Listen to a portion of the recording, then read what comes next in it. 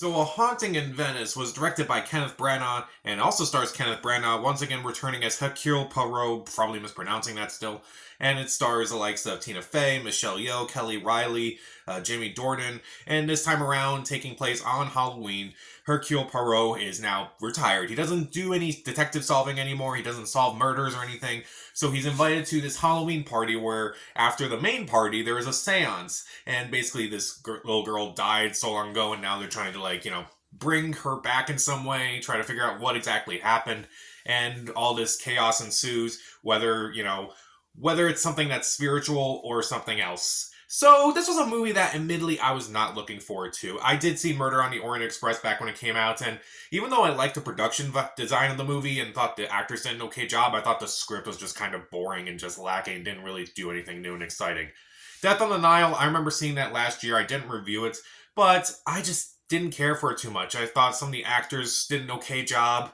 It just felt like I kind of knew where the movie was going, and I predicted the outcome of that movie pretty easily. So I was not looking forward to A Haunting in Venice one bit, because I just feel like, what's Kenneth Branagh just doing other than just partying around with all these people and just having a good time? Honestly, this movie is probably the best of his movies, and I do think I would recommend it. So, what works in this movie? The acting is pretty solid for the most part. Not the best, but I do think the actors do a pretty good job. Kenneth Branagh, I thought he did a really good job in this movie. Probably the best that he's done in these movies. Michelle Yeoh is also really good too in this movie. Michelle Yeoh, I'm going to be a fan of her forever. Crouching Tiger, Hidden Dragon, Everything Ever All at Once. She's really good here too. Kelly Riley, I thought she was excellent in the movie too. Jamie Dornan, he was an interesting character, honestly, and so is Jude Hill.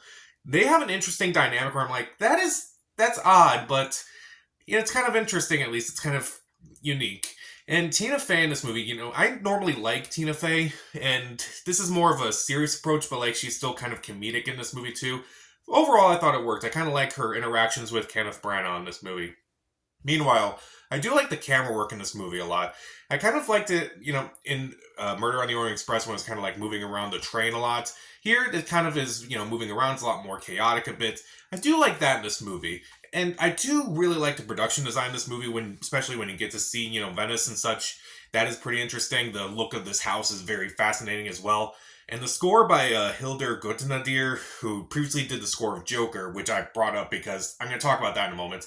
The score is very eerie, very, sinister. It's very unique. It's very scary at times. However, while listening to it, it's it kind of reminds me of the Joker score a bit, which is kind of a disappointment. At least when she did a movie like, say, Tar last year, that score was at least very different. And one thing I also really like about this movie, too, is that, admittedly, this movie is pretty unpredictable. I did not know where this was going to go. With Murder on the Orient Express, I saw where that was going. Death on the Nile, I figured it out in the first 5 minutes. Here, I actually did not expect what happened in the movie, and while I won't spoil it, it was actually something where I'm like, okay, at least I didn't know where it was going, so that's always a good thing in my opinion. And I also thought the movie was funnier than expected. It's not like a laugh riot or anything, but there are moments where I'm genuinely laughing, whether it's something a character says or a moment in the movie. It's okay, this is actually funnier, and it's actually intentional. And it's okay, there's not a stupid joke where Kenneth Branagh just steps in a pile of shit that was in the first movie. That was dumb, and movie doesn't have jokes that are really that stupid. And also what works, the shorter runtime. These movies are about 2 hours long. This one is about an hour, a little over an hour and a half with credits. And honestly, it does work for this movie. I feel like with this movie, it actually gets to the point a lot faster. And as a result, it's a more investing movie than either of his two outings as this character. So even though all this works, there's a few things about this movie that I just don't really like. First off, admittedly, this is not that scary. A lot of the marketing of this movie is trying to promote as this very creepy movie, potentially a haunted house movie. And honestly, it's not that scary. A lot of the jump scares, in my opinion, were just scares. They were just kind of they were just jump scares. They didn't do anything. They were just gave you a little jolt and be oh, something scary is happening in this movie. Honestly, what happens in this movie is just not very scary. It's just kind of a jump scare for the sake of having a jump scare. The Nun 2 had scarier scares than this movie did, and I didn't care for that movie. Meanwhile, I also felt like there were still a few pacing issues. Even though, there's a shorter runtime, I still felt the movie kind of dragged a bit, mainly in the middle. But it picks up at the very end of the movie, and the beginning is at least it eventually gets to the point quickly. And also, even though I didn't really care for Death on the Nile that much, I still wish they kind of brought back Sophie Okonedo's character a bit. I kind of thought, oh, okay, there's a little bit of a thing going on with these two characters in this movie, and I wonder how this is going to resolve in another movie. And they never bring it up in another movie. It's like, that's kind of odd. Like, why would you not do that? Like, I just felt like they could have given her a chance to, like, appear in this movie in some way. No, I guess not.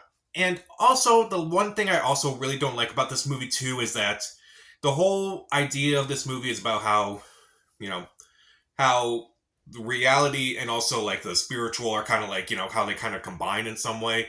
And, like, how maybe it's like, how we kind of see it. And also, it's like, if we believe it or not, like, if we believe something that's, like, spiritual, something that's out there.